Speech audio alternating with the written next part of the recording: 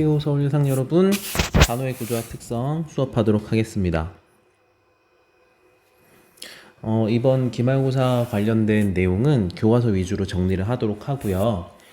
뒤에 담화 부분은 따로 영상으로 촬영하지 않도록 하겠습니다. 이 단어의 구조와 특성 부분만 영상으로 촬영해서 유튜브에 올리도록 하겠습니다. 참고해 주시기 바랍니다. 먼저 이제 품사의 분류와 특성에 대해서 배워보도록 할 건데요. 그러니까 품사는 뭐냐면 우리 말이 이만큼 있다고 한번 생각해 보세요. 이 단어라고 쳐보도록 하겠습니다. 왜냐하면 이제 단어들을 갈래지은 걸 이제 품사라고 하기 때문에 우리 말을 표현한 단어가 이만큼 있다고 생각해 보세요. 그러면은 단어가 이렇게 9등분 되는 거예요.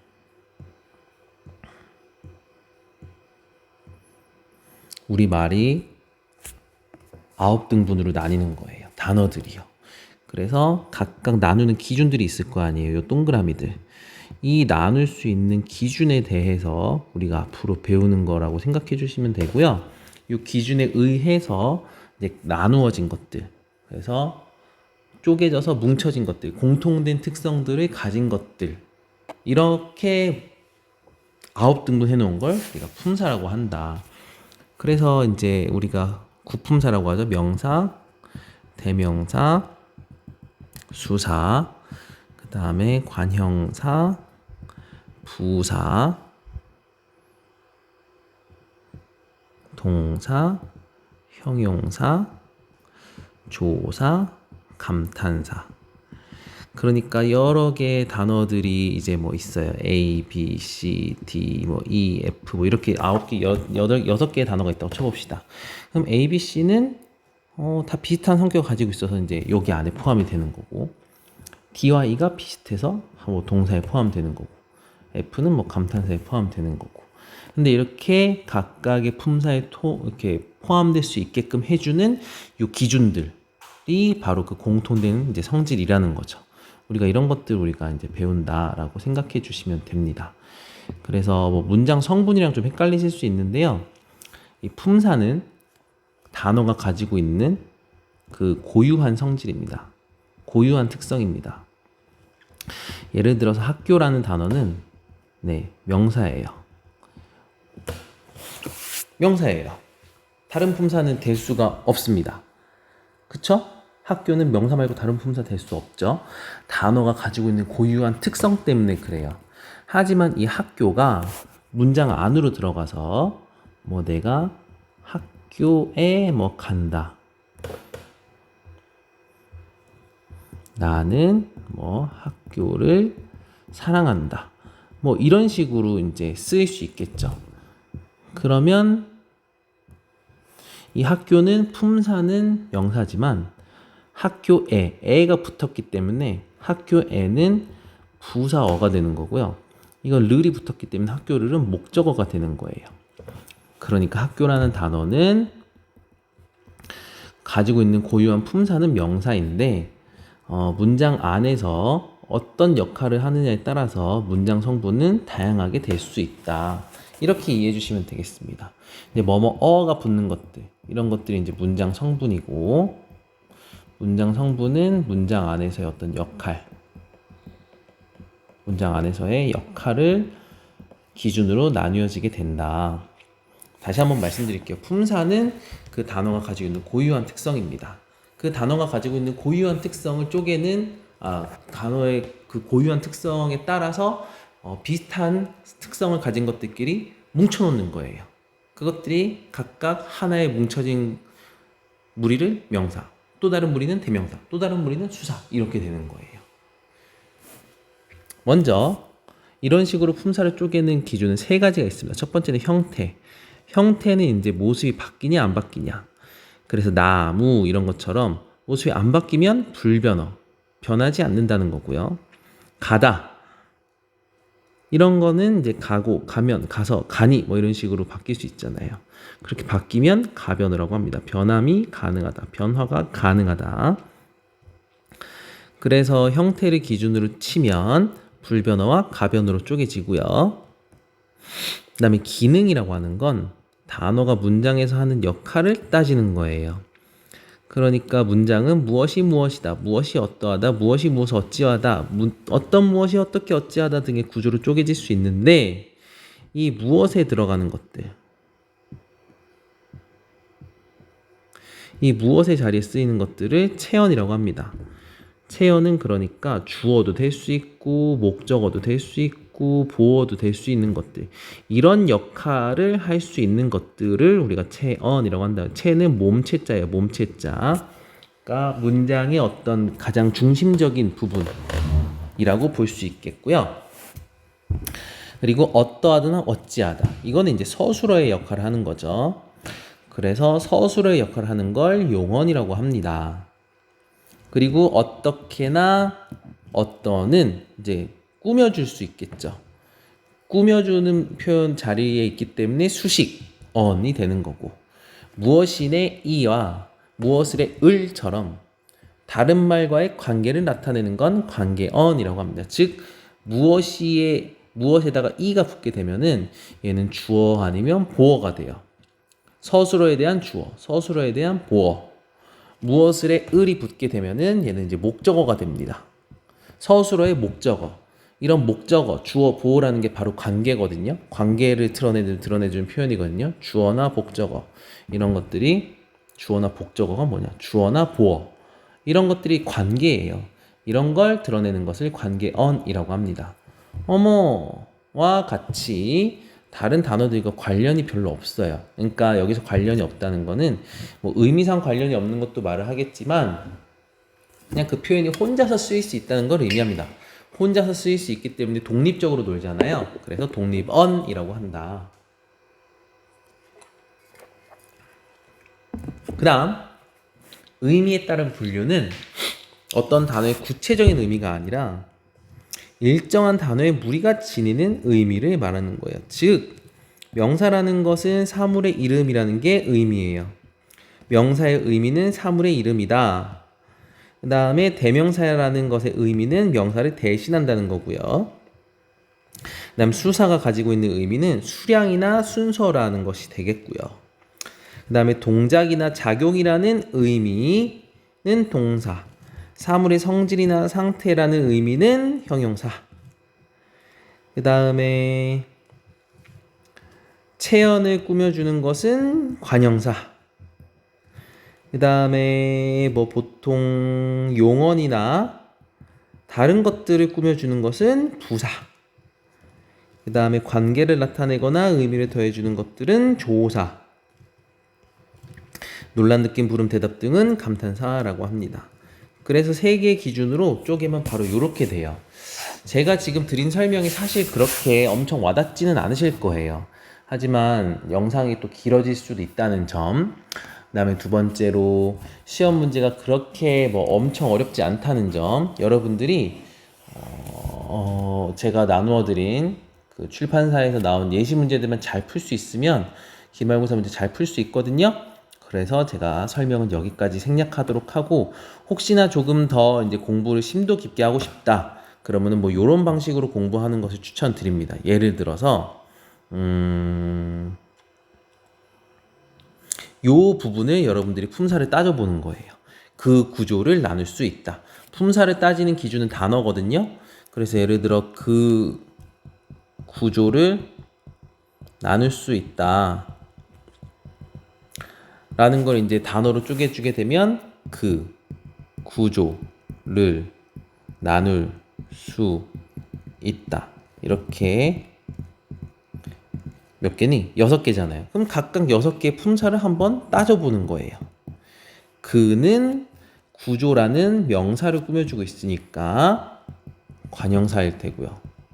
저 지금 방금 앞에 보면서 설명했어요. 앞에 아무도 없는데. 오씨, 직업병인가 봐요.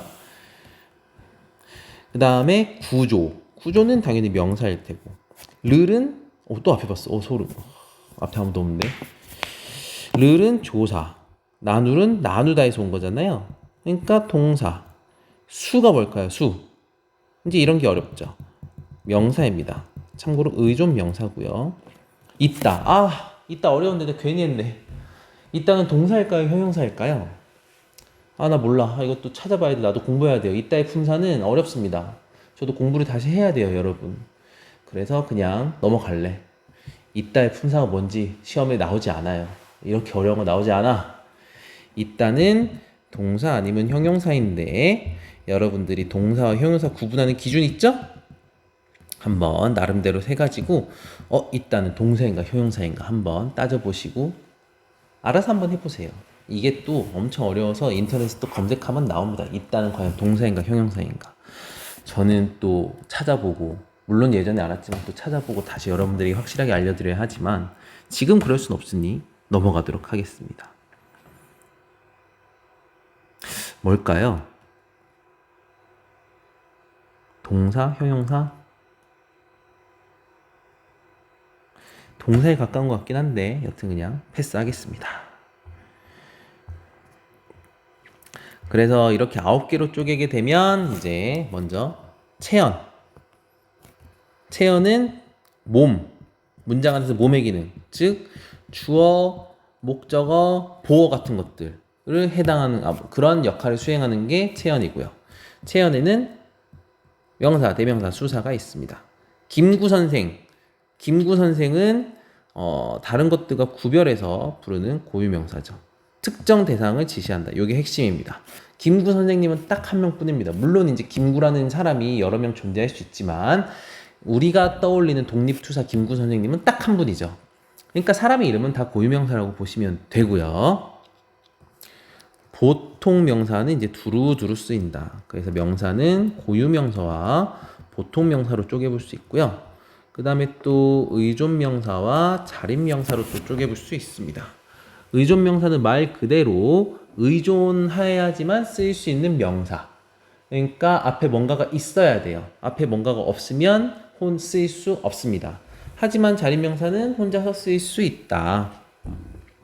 그래서 의존명사 대표적인 것은 것, 수 뭐 이런 것들이 있습니다. 요 것이 있죠. 요 것은 바라더니 있어야지만 존재할 수 있습니다. 바라더니 지어볼까요? 그리고 읽어보세요. 독립은 김구 선생이 그토록 것이었다. 말 돼야 한대요? 안 되죠? 그토록 것이었다. 안 됩니다. 할 수 있어 라는 문장 있죠? 할 수 있어도 수가 마찬가지로 의존 명사입니다. 왜냐? 할이 빠져볼게요. 할 빼보세요. 넌 수 있어. 말 돼야 한대요? 안 되죠. 넌 수 있어. 안 됩니다. 의존 명사인 이유는 그 다음에 두 번째로 앞에 제 말 꼬이네요. 먼저 첫 번째 다시 정리하면 첫 번째 의존 명사인 이유, 수가 의존 명사인 이유는 앞에 할이 있어야지만 존재 가능하다는 점. 두 번째는 뒤에 조사의 결합이 가능하다는 점. 조사의 결합이 가능합니다. 그래서 여기 뒤에다 뭐 할 수가, 할 수도 뭐 이런 식의 조사들이 결합이 가능하죠? 그러므로 수는 의존명사이다. 것이었다에도 보면은 조사가 결합되어 있습니다. 바로 이라는 서술격 조사가 결합되어 있죠. 이가 서술격 조사입니다. 왜냐고요? 것 플러스 이 플러스 플러스 다. 이렇게 쪼갤 수 있습니다. 것은 의존명사. 위로 올려야 되는구나. 의존명사고요. 이는 서술격 조사고요. 얘는 과거를 나타내주는 어미. 그 다음에 얘는 문장을 종결해주는 어미. 이렇게 되겠습니다. 그 다음 고유명사, 보통명사, 의존명사, 자립명사. 자립명사는 이제 혼자 쓰일 수 있는 명사고요. 여기까지가 명사. 그 다음 대명사. 대명사는 나나 너처럼 사람을 가리키는 것과 이것 어디처럼 사물이나 장소를 가리키는 것. 사람, 사물, 장소. 사람을 가리키는 건 1인칭, 2인칭, 3인칭. 그쵸? 1인칭, 2인칭, 3인칭. 3인칭이래요, 자꾸. 3인칭. 그 다음에 그래서 나가 포함되어 있으면 1인칭이고요. 너가 포함되어 있으면 2인칭. 그래서 우리, 너희 다 이제 복수를 나타내는 표현이 따로 있고요. 수사는 첫째, 둘째와 같이 순서를 나타내는 서수사. 순서의 서를 따서 서수사. 수량의 량을 따서 양수사. 이렇게 됩니다. 서수사, 양수사 모두 들과 결합할 수 없다. 그래서 프린트에도 보면은 이제 그 첫째와 뭐 둘째 뭐 이런 거 가지고 이제 수사냐 서수사냐 양수사냐 이런 거 이제 왜 이렇게 발음이 세냐. 이게 뭐 관형사냐 수사냐 뭐 이런 거 구분하는 문제 있었죠? 그 프린트 문제를 통해서 좀 더 자세하게 익히시면 되겠습니다. 프린트에 보면은 이제 그 첫째가 첫 번째로 낳은 아이, 첫 번째로 태어난 그 아이를 가리킬 때는 이제 명사라고 되어 있죠. 그래서 이 경우에는 이제 명사잖아요. 그러니까 들과의 결합이 가능합니다. 뭐 이런 식으로 되겠죠. 이 세상에 있는 모든 첫째들은 아주 훌륭하다. 이 세상의 모든 첫째들이여 들고 일어나라. 둘째를 없애라. 뭐 이런 말. 네, 죄송합니다. 막 말이 헛나오네. 너무 피곤해가지고. 여튼 첫째들에 들이 붙으면 이 첫째는 수사가 아니다. 그때는 명사다. 아이, 첫 번째로 태어난 아이, 인간을 가리키기 때문에 명사다. 이렇게 이해하시면 되겠습니다. 자, 용언까지 하고 영상 한번 끊도록 하겠습니다. 용언에는 동사와 형용사가 있습니다. 동사 같은 경우는 이제 움직임, 행동, 뭐 이런 것들이 되겠고요. 형용사 같은 경우는 뭐 성질, 상태, 뭐 감정, 뭐 이런 것들을 이제 드러낼 수 있겠죠. 도서관에 책을 읽는 학생들이 많구나. 이거 되게 중요합니다.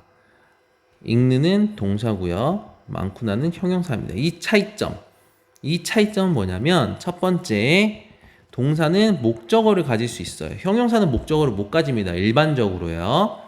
그다음 두 번째, 요렇게 는구나 는다와 결합할 수 있어요. 동사는. 하지만 형용사는 그럴 수 없습니다. 다음 세 번째, 동사는 청유형 명령 가능하지만 형용사는 그럴 수 없다. 이 세 가지만 여러분들이 명확하게 알고 계셔도 엔간한 동사랑 형용사는 다 구분할 수 있습니다. 엔간한 건 다 구분할 수 있어요. 뭐 깊이 더하기는 넘어가도록 하고, 그래서 아이고, 저희 사생활이 이렇게 드러나는. 그래서 예문을 뭐 하나 들어볼까요? 사랑하다는 동사일까요? 형용사일까요? 먼저 첫 번째, 목적어로 가질 수 있나 봅시다. 나는 너를 사랑해. 되네요. 너를이라는 목적어가 가능합니다. 두 번째, 사랑하는 되죠? 사랑하는다. 어색하죠? 사랑하는구나. 되죠? 세 개 중에 두 개와 결합합니다. 이 정도면 뭐 괜찮죠. 그 다음에 청유형. 야, 우리 서로 사랑하자. 너네 둘이 서로 사랑해. 약간 의미상 어색하지만 말은 됩니다. 사랑해라. 서로를 사랑해라. 말 되네요. 그러므로 사랑하다는 동사다. 이 세 개만 잘 여러분들이 따져보아도, 그러니까 2번처럼 사랑하는다? 안 되는데? 라고 생각하실 수 있는데요. 모든 경우를 다 충족시키지 않더라도 대부분의 경우 이렇게 충족시킨다면 동사라고 판단할 수 있습니다. 이게 수학처럼 딱딱 쪼개지는 게 아니라서 좀 그래요. 이해해 주시면 좋을 것 같습니다. 여기까지 끊고 다음 페이지, 다음 영상으로 찾아뵙겠습니다.